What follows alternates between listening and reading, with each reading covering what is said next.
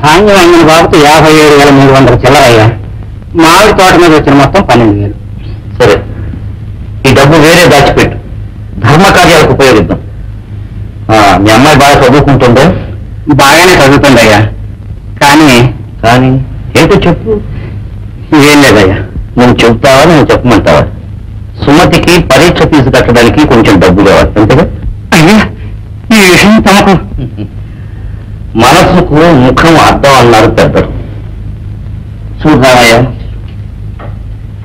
ఎంత సంపాదించినా పోయేటప్పుడు పూచికపుల కూడా వెంటనే కాదు.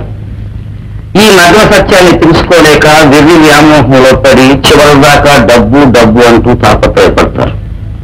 నేను అది తెలుసుకున్నాను కనుకే నా చేతనంత వరకు నలుగురికి సహాయం చేస్తూ ఉంటాను. నీకెంత కావాలో చెప్పు. 200 ఉంటే చాలయ్యా.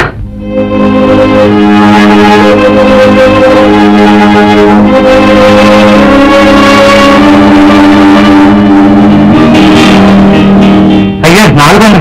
పర్వాలేదు, సుమతిని గురించి నువ్వు ఇంకేం ఆలోచించక్కర్లేదు. అంతా నేను చూసుకుంటాను. ఎంత డబ్బు ఖర్చు అయినా సరే బాగా చదివించి పైకి తీసుకొచ్చే బాధ్యత నాది, సరేనా? అయ్యా, తమ సాక్షాత్తు దేవుడు. ఒకటే నాకు గీతారా.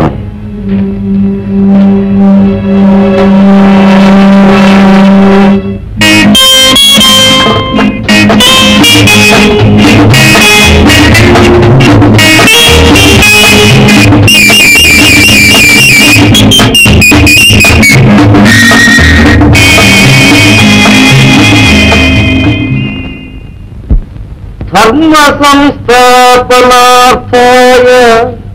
సంభవామి యుగే. నమస్కారం అయ్యా. కృష్ణార్పణ. రామయ్య, నన్ను రమ్మని తమ కబురు చేశారట. చెబుతాను, కూర్చో. అయ్యా, తమ ఎదుట. పర్వాలేదు, నీలాంటి విశ్వాసపాత్రులైన పనివాళ్ళు ఉన్నప్పుడే మేము బాగుండే. మన మధ్య ఆ తేడాలు పనికిరావు. నాయన కూర్చో, ఇందుకు కూర్చో, చూద్దాం. పాప దగ్గర నుంచి ఉత్తరాలు వస్తున్నాయా? పరీక్షలు బాగా రాసిందే? తమ దయ వల్ల, భగవంతుని కృప వల్ల బాగానే రాశానని రాసింది. వచ్చే శుక్రవారం బయలుదేరి వస్తున్నానని కూడా రాసిందయ్యా. అలాగా, చాలా సంతోషం. సుమతి బుద్ధిమంతురాలు. ఆ వివేకానికి, ఆ వినయానికి పాపకు భగవంతుడు తప్పకుండా ఒక మంచి మార్గం చూపెడతాడు. అంతా తమ ఆశీర్వాదమేనయ్యా. చూసేవా రామయ్య, అందరి శ్రేయస్సు కోరే నాకు భగవంతుడు మనశ్శాంతి లేకుండా చేశాడు. అదేమిటయ్యా? ఎన్ని భోగభాగ్యాలున్నా గుణవంతురాలైన భార్య లేకపోతే జీవితం ఎంత నరకప్రాయం అవుతుందో స్వానుభవంలో తెలుసుకున్నాం రామయ్య. తమరనేది అదే, ఇల్లు ఇచ్చి వెళ్ళిపోయిన భార్యల గురించి.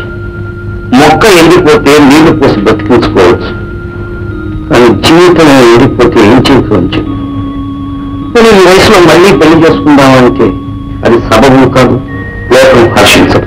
అవునయ్యా, ఊరంతా తమరినొక దైవంగా భావిస్తున్నారు. ఆ గౌరవాన్ని మనం కూడా నిలబెట్టుకోవాలి కదా. నిజమేనయ్యా. రామయ్య, అందుకు నువ్వు ఒక చిన్న సహాయం చేస్తావా? ఏం చేయాలో చెప్పండి, కావాలంటే నా ప్రాణాన్నైనా ఇస్తాను. నీకు నెలకు 500 రూపాయలు ఇస్తాను. ఈ రహస్యం ఊళ్ళో ఎవరికీ తెలియకుండా నీ కూతురు నేను ఉంచుకుంటాను. పాప జీవితం పాడవుతుందని నువ్వేమీ భయపడక్కర్లేదు. ఒకవేళ అలాంటి ప్రమాదం ఏదైనా జరిగితే గుట్టు చప్పుడు కాకుండా నేనే ఒక మంచి కుర్రవాడిని చూచి 10 మంది ఎదురుగా లక్షణంగా పెళ్లి చేస్తాను. డబ్బు ఎంత ఖర్చైనా సరే పర్వాలేదు. రామయ్య, ఈ ఉప్పు పులుసు తిన్న పాపానికి నేను వదిలిపెట్టును. లేకపోతే రామయ్య, ఆవేశం పనికిరాడు. ఇలాంటి సమయాల్లోనే నిదానం ఎంతో అవసరం. నా ఇష్ట ప్రకారం ఒప్పుకున్నావా, నీ కూతురు జీవితం స్వర్గంగా మారుతుంది. కాదని ఈ గుట్టు బయట పెట్టి నలుగురిలో అల్లరి పెట్టావా, ఈ ఊరు నమ్మదు, నీ ప్రాణం దక్కదు.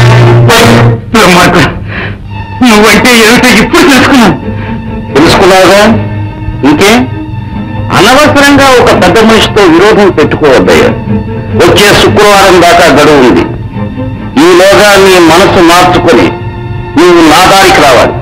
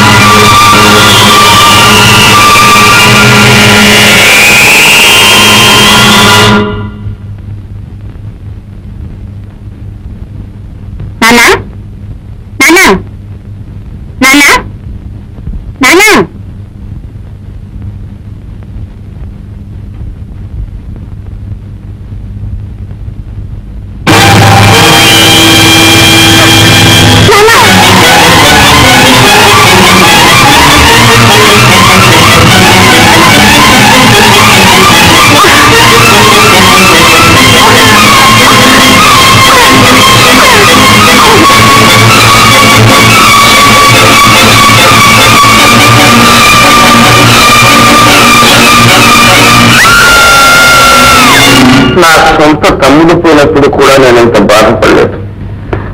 మంచితనానికి విశ్వాసానికి మారుపేరైన రామయ్యంతో తిరుగుతూ ఉంటే నా గుండె చెరువైపోతుంది. అసలు రామయ్య ఆత్మహత్య చేసుకోవడానికి కారణం ఏమిటో అదే నాకు అర్థం కావటం లేదు బాబు. అయ్యా, తమరు పుట్టక నుంచి పచ్చి మంచిగానే ముట్టలేదు. కాస్త కాఫీ అయినా అక్కర్లేదు పోరా. అయ్యా, బాగా విసిగించుకుపోరా. పాపం అభం సుఖం ఎరుగనే ఆ పాప సుమతిని ఎలా ఓదార్చాలో నాకు తెలియటం లేదు.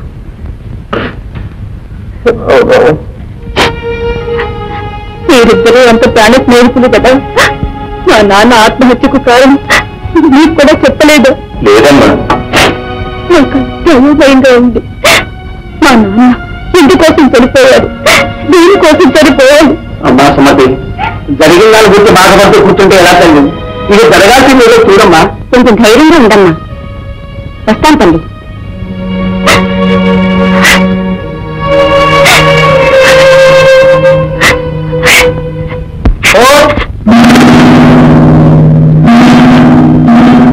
ఇదిగో అమ్మా, మీకు మెడ్రాస్ పోయి లెటర్ తిరిగి వచ్చిందమ్మా.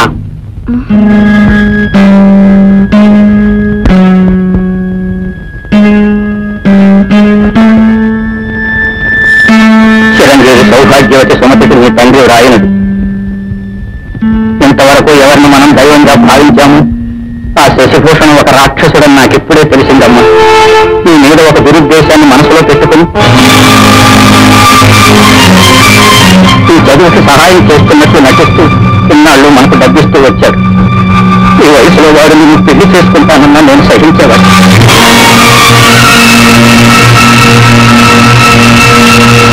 కానీ మానాభిమానాలున్న ఏ తండ్రి ధరించలేని భయంకరమైన కోరిక నన్ను కోరాడమ్మా. వాడి మాట ప్రకారం నువ్వు ఒప్పుకోకపోతే నిన్ను ఊళ్ళో బ్రతకను కూడా బెదిరించాను. మరుక్షణమే నేను పని నుంచి మానేశాను. పరీక్షలు పూర్తి చేసుకుని నువ్వు ఇక్కడికి రాగానే అన్ని విషయాలు ముఖస్థంగా మాట్లాడుకుని ఏం చేయాలో నిర్ణయించుకున్నాను. ఇట్లు నీ తండ్రి రామన్.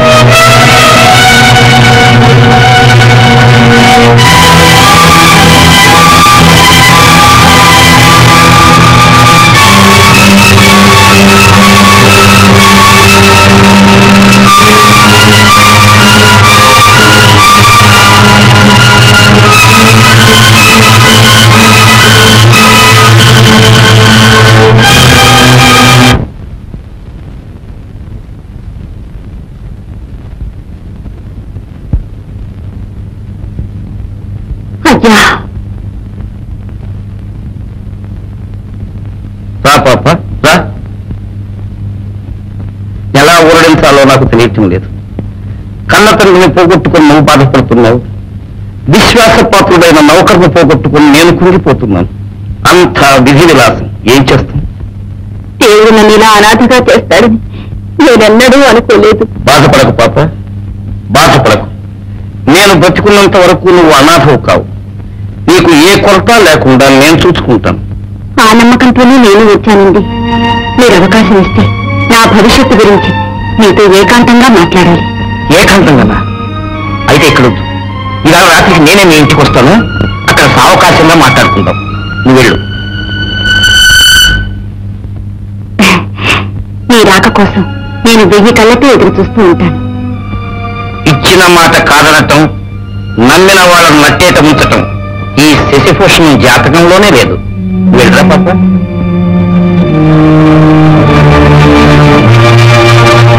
ఇదిగోండి మా నాన్న రాసిన ఉత్తరం. చదివితే నిజమేంటో మీకే తెలుస్తుంది. ఆ ధర్మదాత మీద మీ నాన్న ఇలాంటి ఉత్తరం రాశాడంటే నేను నమ్మలేకుండా ఉన్నాను. ఒకవేళ శశిభూషణం గారి మీద ఏదైనా కష్టపెట్టి మీ నాన్న ఈ ఉత్తరం రాశారేమో. మీరే ఇలా మాట్లాడితే నేను ఎవరితో చెప్పుకోవాలి? శశిభూషణం మీరు అనుకున్నట్టు ధర్మదాత కాదు, కరుణమయుడు కాదు. మంచివాడుగా నటిస్తూ తాను చేసిన మోసాలను డబ్బుతో కప్పిపుచ్చుకునే రాక్షసుడు. దయచేసి నా మాట వినండి. ఈ రాత్రి 10 గంటలకు మీరు మా ఇంటికి వస్తే నిజమేంటో మీకే తెలుస్తుంది. ఏమంటారు? అలాగే.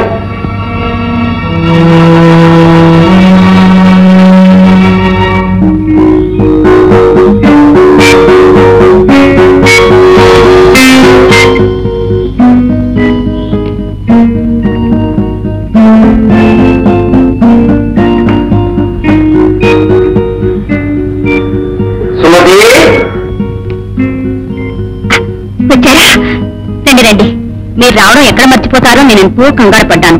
కూర్చోండి. ముందు వెనక ఆలోచించకుండా మా నాన్నగారు తొందరపడ్డారు. అసలు విషయం సూటిగా నాతోనే చెప్పుంటే మీ మాట నేను కాదనేదాన్నా. ఏమిటి పాపను అనేది? మీ మనసులో ఉన్న కోరికను నా దగ్గర దాచడం ఎందుకు? ఇక్కడ మీరు నేను తప్ప ఇంకెవ్వరూ లేరు. ఏమిటి పాప అక్కడ అర్ధరాత్రి పూట కబురు పెడితే ఎంత అవసరం అనుకుని నేనొస్తే నువ్వు ఇలా మాట్లాడడం ఏమన్నా న్యాయంగా ఉందా? మీ నాన్న డబ్బు కాచిపడి బుద్ధి గడ్డిగిరి నిన్ను నాకు ఇచ్చి పెళ్లి చేస్తాను, నీ కాళ్ళ వేళ్ళబడి బట్టి నాకు నేను కాదన్నాను. దాంతో మనసు చెడిపోయి ఆత్మహత్య చేసుకున్నాడు. చదువుకున్న దానివి, సంస్కారం ఉన్నదానివి నువ్వు కూడా ఇలా అసభ్యంగా ప్రవర్తించడం ఏమైనా బాగుందా? కన్న తండ్రి కోసం కార్చిన కన్నీరు కూడా ఇంకా ఆగలేదు. ఇంతలోనే ఇలాంటి దురాలోచన నీకు ఎలా వచ్చింది పాప?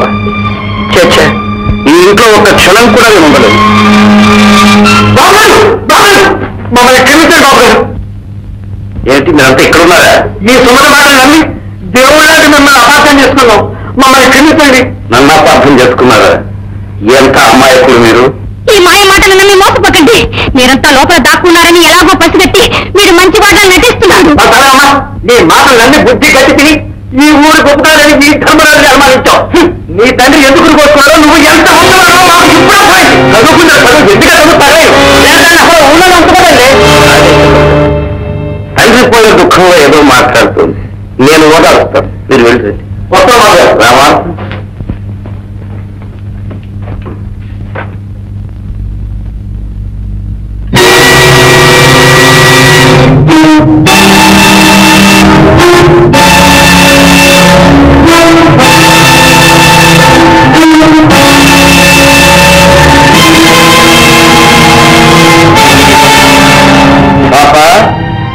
నలుగురిలో నన్ను అవమానం చేయడానికి నువ్వు చేసిన ఏర్పాట్లన్నీ ముందే తెలుసుకున్నాను.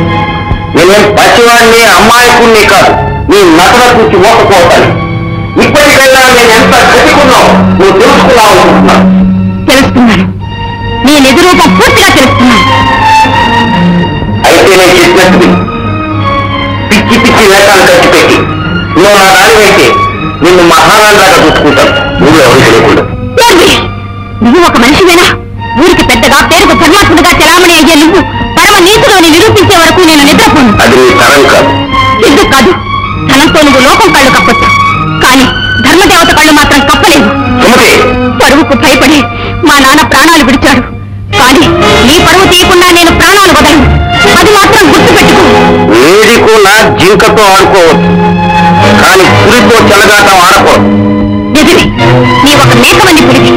శశిభూషణం, నీ నాటితో నీ అంతానికి ఆరంభం ప్రారంభమైంది. నీ నిజ రూపం బయట పెడతాను.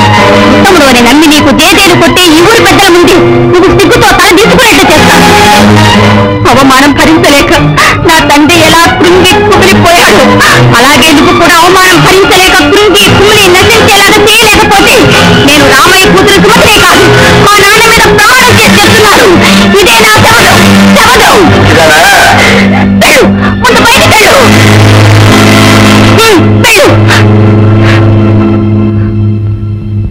వెళ్తాను, వెళ్ళి మళ్ళీ వస్తాను. ఏ నాటికైనా నేను పొంది తీరుతాను.